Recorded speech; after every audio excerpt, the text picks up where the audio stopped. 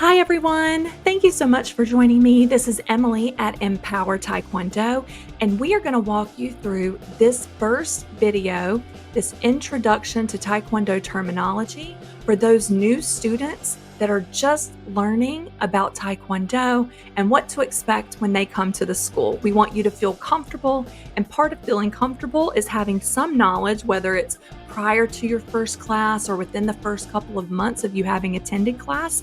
We want you to start to feel comfortable with the Taekwondo, the Korean language that you will hear throughout your journey at Empower Taekwondo. So this is going to be a relatively short video. We're just going to focus on a couple of words. I'm going to give you both the Korean as well as the English pronunciation. We'll talk a little bit about how they're used in context. And if you have any questions, please don't hesitate to reach out and let us know. We would love to help encourage you and coach you on how to be the best student you can be. With that, I am going to transition us to just a little slide deck. It's 3 slides. One of them is an intro slide, which we don't even have to spend much time on. But again, this is just to help guide me and make sure I don't forget to tell you anything that I think is important. All right, so some words to know first that are kind of universal no matter where you are. Let's say that you're traveling for summer break. We've got summer coming up, schools are getting out, and you're going somewhere for this summer, and you may choose to find a dojang or a school in an area where you'll be spending the summer. It may not be Empower. We'll miss you, and we'll look forward to you coming back whenever you return. But at that dojang, these are words that you may hear as well. So it's important to know the terminology, whether you practice at Empower or not. Dojang is school. I've used it a couple of times already in this video, but we want to make sure that whenever you're ready for class, that you know that you need to show up to the dojang at the prescribed time of your class. So make sure before you show up on day 1 that you know when your class meets, the day of the week, as well as the time, so that you're on time. On time for us means at least a couple minutes early, just to make sure that your uniform is on, your belt is tied, and you are ready to join the mat at your start time. Dobak. Dobak is your uniform. Your uniform can have 3 or 4 pieces. So let's talk about what those pieces are. You have your top. It's typically a V-neck top. And it has your school logo on the back. So if you're an Empower Taekwondo student, you have the Empower Taekwondo logo on your dobak on the back, where it lets others know what school you attend. And for those of us joining that may not be part of Empower, I'm sure that yours may have your school on it as well, and that's great.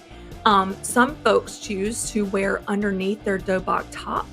They choose to wear a rash guard or a t-shirt just so there's no rubbing. The material can be a little thicker depending on the quality of the dobak material. And it can be irritating, especially to sensitive skin. So folks choose to wear a layer underneath that's a little softer to the touch. And so that's perfectly fine. Okay. Some schools require that you wear a t-shirt or rash guard that is your same school's primary colors. In our example would be black, blue, or red. We do not require that, but we do want to make sure that your uniform is clean, neat, and free of rips and tears, okay? I'll talk about that a little bit more here in just a minute.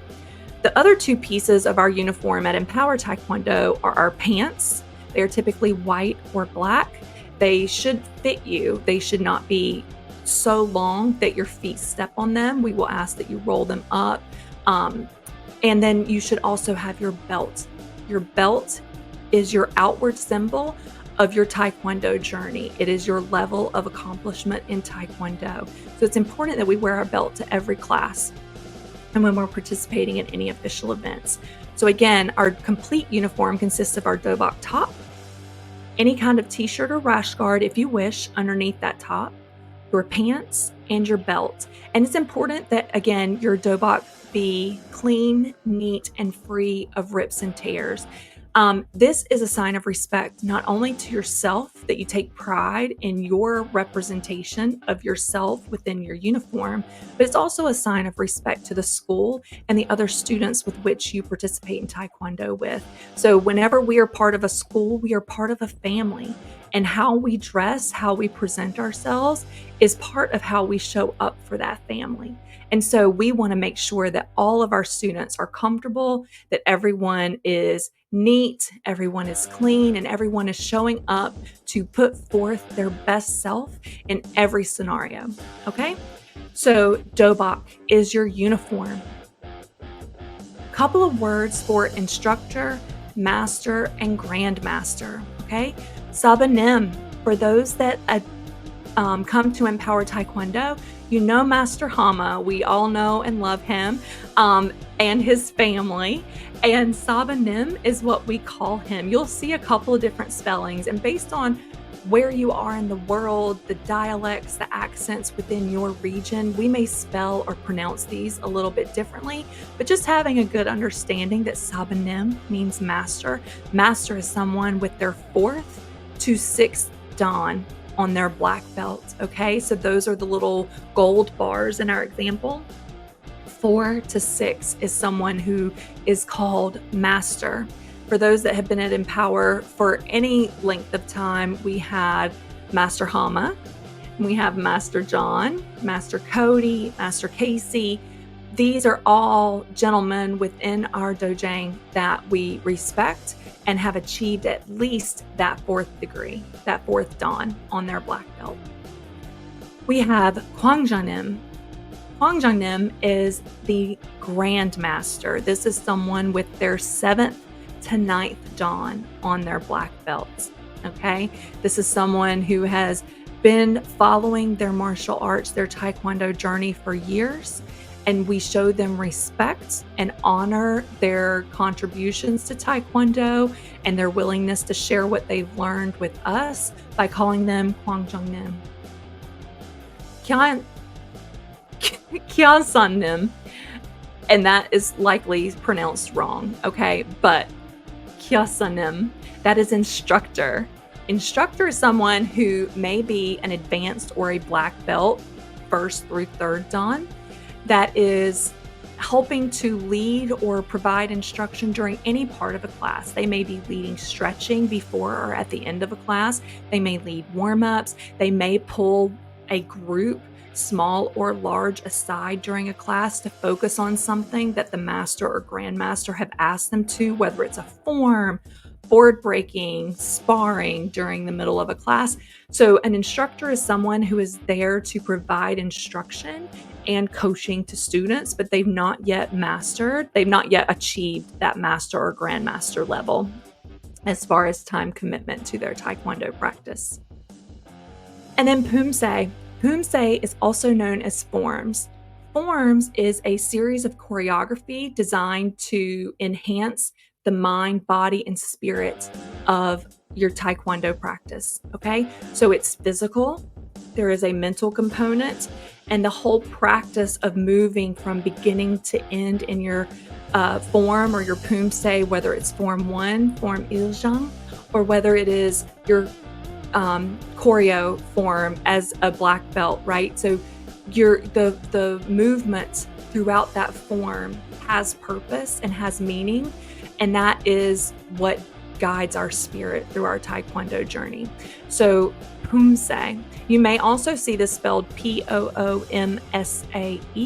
Again, dialects, regionality, all feed into how those words show up and are said during any type of class or competition. It is totally fine, okay? Just know that Pumse is forms. All right, so when we talk about forms, and let me just stop and say that there are words, more symbols, but words for board breaking and sparring. We typically just refer to those as breaking and sparring at our dojang, so at our school. So I won't go into those in this video, but we're going to focus on kind of where we start when we start to focus on forms. That's where we typically want to spend our most practice, because it is that kind of jumping in or that birth into Taekwondo with Form 1 that kind of leads foundationally our practice throughout our black belt journey.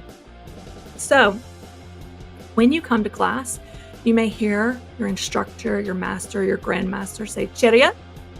Chariot is designed to get your attention. So, what we want to do is come to our spot on the mat. However, your classes are organized, you want to get quiet, you need to be focused, you need to find your spot on the mat. You are going to stand straight and tall with your arms at your side, and you are going to bow to your instructor, your master, or your grandmaster. Your body should bend forward, your eyes pointed to the ground as a sign of respect and honor for those that are getting ready to guide your class and instruction. So Chariot is attention. We are going to quickly find our place on the mat. We are going to be quiet and still, and we are going to show respect to whomever is leading our class by bowing to them. Okay? Typically at the beginning of end of class at Empower Taekwondo, we also bow to the flags, the United States flag. So just know you will hear and you may bow more than once, and that is typically to the flag and then whomever is leading your class, okay?